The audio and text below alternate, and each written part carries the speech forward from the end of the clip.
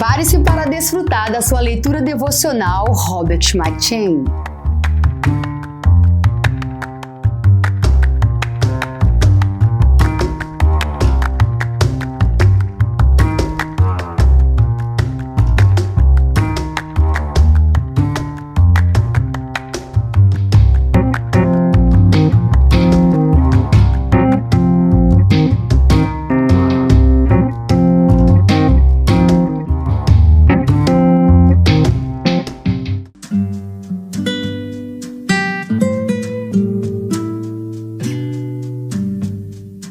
Primeiro Crônicas.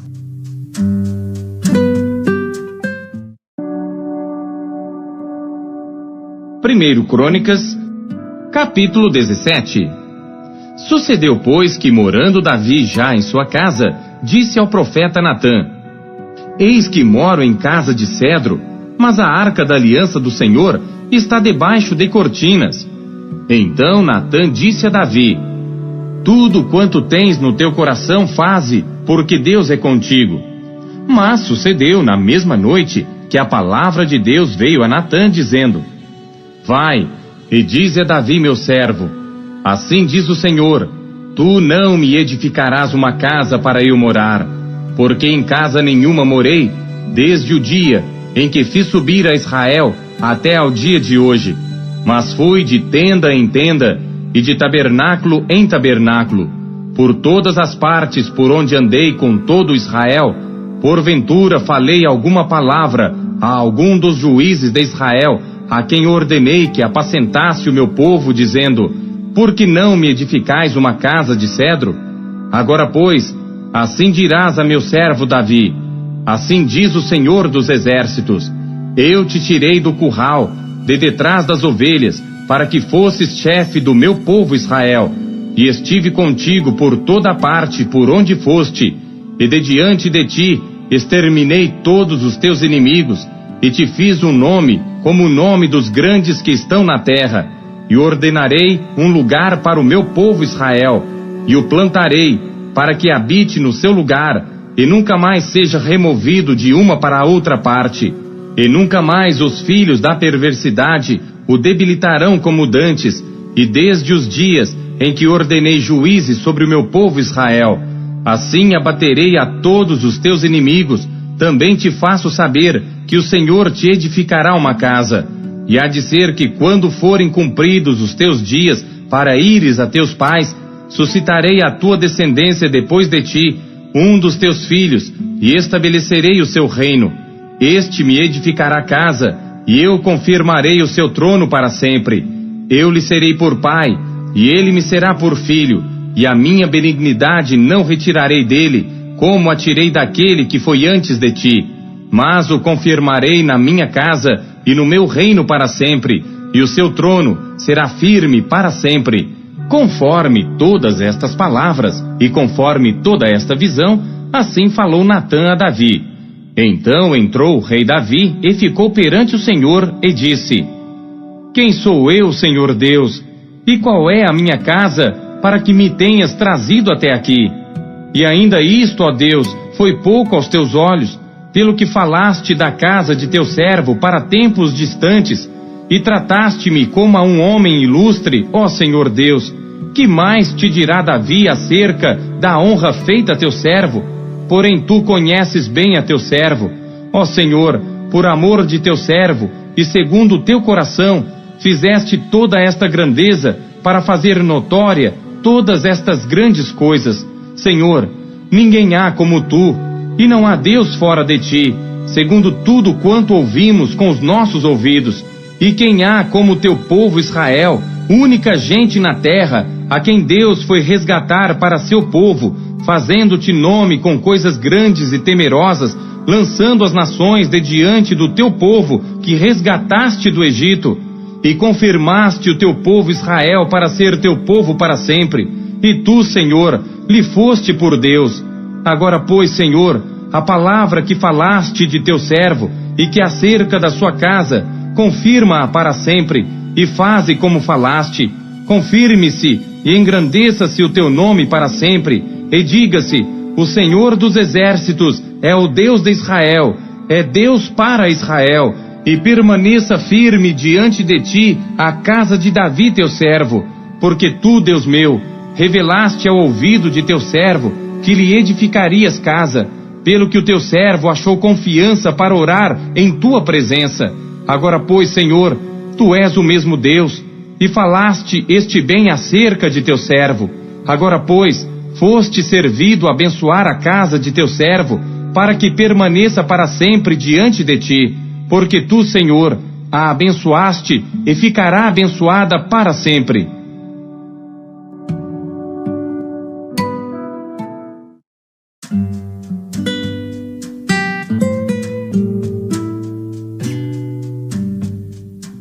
Tiago.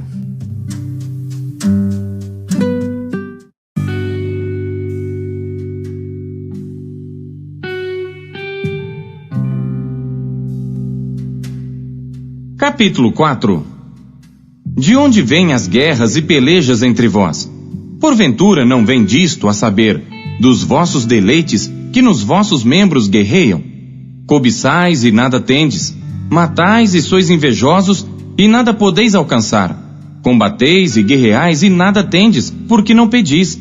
Pedis e não recebeis, porque pedis mal, para o gastardes em vossos deleites. Adúlteros e adúlteras, não sabeis vós que a amizade do mundo é inimizade contra Deus? Portanto, qualquer que quiser ser amigo do mundo, constitui-se inimigo de Deus. Ou cuidais vós que em vão diz a Escritura: o Espírito que em nós habita tem ciúmes. Antes, ele dá maior graça. Portanto diz: Deus resiste aos soberbos, mas dá graça aos humildes. Sujeitai-vos, pois, a Deus, resisti ao diabo, e ele fugirá de vós. Chegai-vos a Deus, e ele se chegará a vós. Alimpai as mãos, pecadores, e vós de duplo ânimo, purificai os corações. Senti as vossas misérias, e lamentai e chorai. Converta-se o vosso riso em pranto, e o vosso gozo em tristeza. Humilhai-vos perante o Senhor, e ele vos exaltará. Irmãos, não faleis mal uns dos outros. Quem fala mal de um irmão e julga a seu irmão, fala mal da lei e julga a lei. E se tu julgas a lei, já não és observador da lei, mas juiz. Há só um legislador que pode salvar e destruir. Tu, porém, quem és que julgas a outrem? Ei agora vós que dizeis: hoje ou amanhã iremos a tal cidade, e lá passaremos um ano, e contrataremos e ganharemos. Digo-vos que não sabeis o que acontecerá amanhã. Porque que é a vossa vida? É um vapor que aparece por um pouco, e depois se desvanece. Em lugar do que devíeis dizer: se o Senhor quiser, e se vivermos, faremos isto ou aquilo. Mas agora, vos gloriais em vossas presunções. Toda a glória tal como esta é maligna. Aquele, pois, que sabe fazer o bem, e não o faz, comete pecado.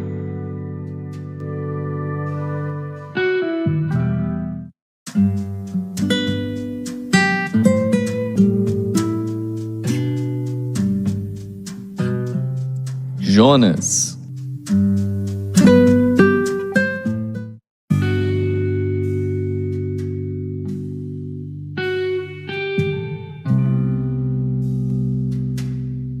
Jonas, capítulo 1. E veio a palavra do Senhor a Jonas, filho de Amitai, dizendo: levanta-te, vai à grande cidade de Nínive, e clama contra ela, porque a sua malícia subiu até a minha presença. Porém Jonas se levantou para fugir da presença do Senhor para Tarsis, e descendo a Jope, achou um navio que ia para Tarsis. Pagou, pois, a sua passagem, e desceu para dentro dele, para ir com eles para Tarsis, para longe da presença do Senhor. Mas o Senhor mandou ao mar um grande vento, e fez-se no mar uma forte tempestade, e o navio estava a ponto de quebrar-se. Então temeram os marinheiros, e clamavam cada um ao seu Deus, e lançaram ao mar as cargas que estavam no navio, para o aliviarem do seu peso. Jonas, porém, desceu ao porão do navio, e tendo-se deitado, dormia um profundo sono. E o mestre do navio chegou-se a ele e disse-lhe: Que tens, dorminhoco? Levanta-te, clama ao teu Deus. Talvez assim ele se lembre de nós, para que não pereçamos. E diziam cada um ao seu companheiro: Vinde e lancemos sortes, para que saibamos por que causa nos sobreveio este mal. E lançaram sortes, e a sorte caiu sobre Jonas. Então lhe disseram: Declara-nos tu agora, por causa de quem nos sobreveio este mal. Que ocupação é a tua? De onde vens? Qual é a tua terra? E de que povo és tu? E ele lhes disse: Eu sou hebreu, e temo ao Senhor, o Deus do céu, que fez o mar e a terra seca. Então estes homens se encheram de grande temor e disseram-lhe: Por que fizeste tu isto? Pois sabiam os homens que fugia da presença do Senhor, porque ele lhe tinha declarado. E disseram-lhe: Que te faremos nós para que o mar se nos acalme? Porque o mar ia se tornando cada vez mais tempestuoso. E ele lhes disse: Levantai-me e lançai-me ao mar, e o mar se vos aquietará. Porque eu sei que por minha causa vos sobreveio esta grande tempestade. Entretanto os homens remavam para fazer voltar o navio à terra, mas não podiam, porquanto o mar se ia embravecendo cada vez mais contra eles. Então clamaram ao Senhor e disseram: Ah, Senhor, nós te rogamos que não pereçamos por causa da alma deste homem, e que não ponha sobre nós o sangue inocente, porque tu, Senhor, fizeste como te aprouve. E levantaram a Jonas e o lançaram ao mar, e cessou o mar da sua fúria. Temeram, pois, estes homens ao Senhor com grande temor, e ofereceram sacrifício ao Senhor, e fizeram votos. Preparou, pois, o Senhor um grande peixe, para que tragasse a Jonas. E esteve Jonas 3 dias e 3 noites nas entranhas do peixe.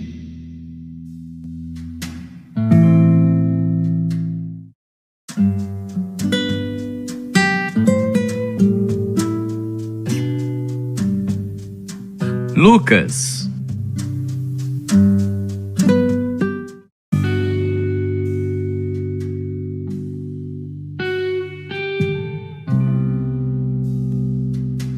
Lucas, capítulo 6.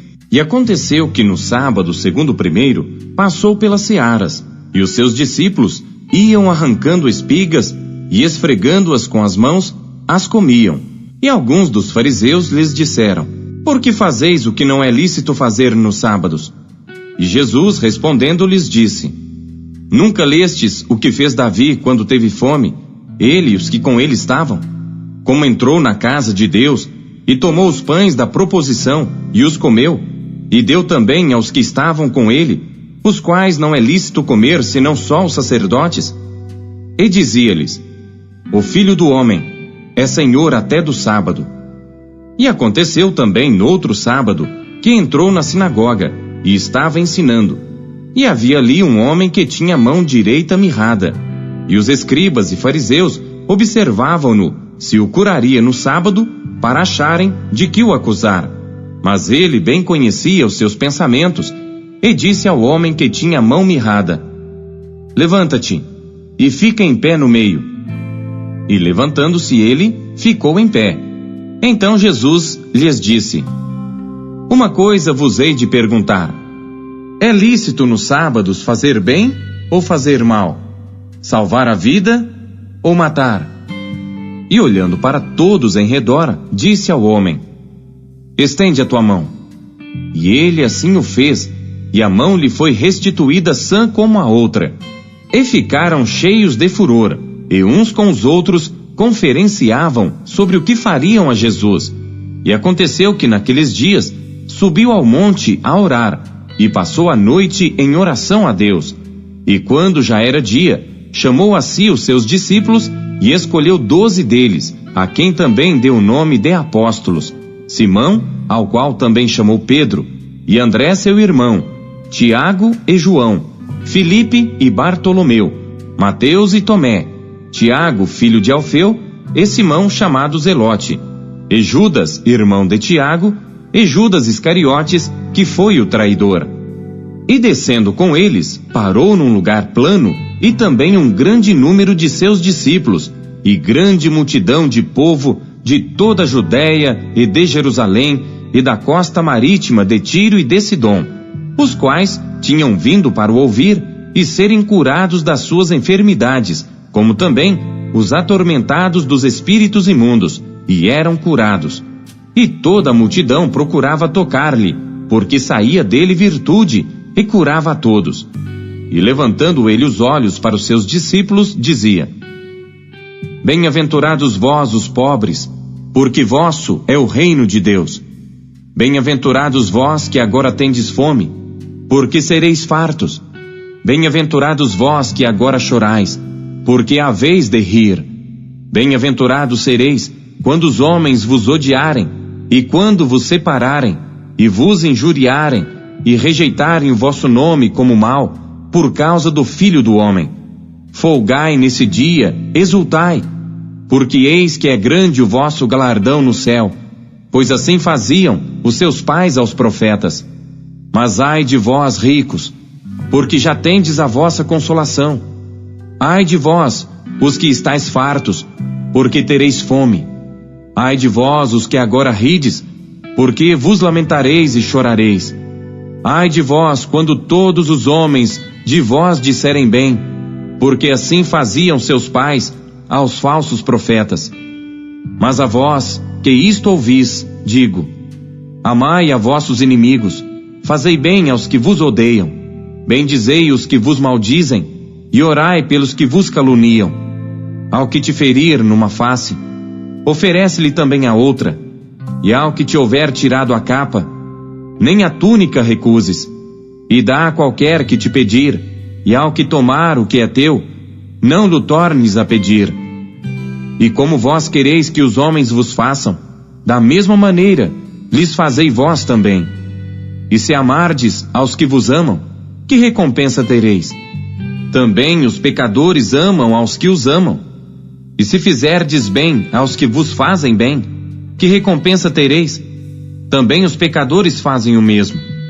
E se emprestardes àqueles de quem esperais tornar a receber, que recompensa tereis? Também os pecadores emprestam aos pecadores, para tornarem a receber outro tanto. Amai, pois, a vossos inimigos, e fazei bem, e emprestai, sem nada esperardes, e será grande o vosso galardão, e sereis filhos do Altíssimo, porque ele é benigno, até para com os ingratos e maus. Sede, pois, misericordiosos, como também vosso Pai é misericordioso. Não julgueis e não sereis julgados. Não condeneis e não sereis condenados. Soltai e soltar-vos-ão. Dai e ser-vos-á dado. Boa medida, recalcada, sacudida e transbordando, vos deitarão no vosso regaço. Porque com a mesma medida com que medirdes, também vos medirão de novo. E dizia-lhes uma parábola: Pode porventura o cego guiar o cego? Não cairão ambos na cova? O discípulo não é superior a seu mestre, mas todo o que for perfeito será como seu mestre. E por que atentas tu no argueiro que está no olho de teu irmão, e não reparas na trave que está no teu próprio olho? Ou como podes dizer a teu irmão: Irmão, deixa-me tirar o argueiro que está no teu olho, não atentando tu mesmo na trave que está no teu olho? Hipócrita, tira primeiro a trave do teu olho, e então verás bem para tirar o argueiro que está no olho de teu irmão. Porque não há boa árvore que dê mau fruto, nem má árvore que dê bom fruto. Porque cada árvore se conhece pelo seu próprio fruto, pois não se colhem figos dos espinheiros, nem se vindimam uvas dos abrolhos. O homem bom, do bom tesouro do seu coração, tira o bem, e o homem mau, do mau tesouro do seu coração, tira o mal, porque da abundância do seu coração fala a boca. E por que me chamais Senhor, Senhor, e não fazeis o que eu digo?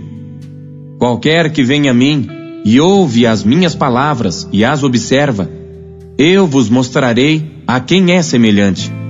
É semelhante ao homem que edificou uma casa, e cavou, e abriu bem fundo, e pôs os alicerces sobre a rocha. E vindo a enchente, bateu com ímpeto a corrente naquela casa, e não a pôde abalar, porque estava fundada sobre a rocha. Mas o que ouve e não pratica é semelhante ao homem que edificou uma casa sobre terra sem alicerces, na qual bateu com ímpeto a corrente e logo caiu, e foi grande a ruína daquela casa. A palavra de Deus é alimento. O que ela te supriu na leitura de hoje? E você acabou de ouvir a leitura devocional Robert McCheyne, o melhor plano de leitura conhecido na história da igreja. Que privilégio, hein? E não esqueça de dar o seu like, curtir e comentar e compartilhar esse vídeo. E você que ainda não adquiriu a sua Bíblia devocional, o melhor plano de leitura já conhecido na história da igreja, é sua oportunidade de fazê-lo agora. Acesse aqui os meios da Marcas Editora para adquirir a sua versão, a sua unidade. Nós temos em várias cores. Nessa cor caramelo maravilhosa, temos nesse lilás que está incrível, temos também nesse azul turquesa e por fim temos também essa que está chiquíssima no tom de cinza. Já acesse QR Code, meios aqui para você já ter a sua própria história com a Bíblia devocional, como milhares de pessoas estão sendo impactadas pela leitura diária do devocional Robert McCheyne.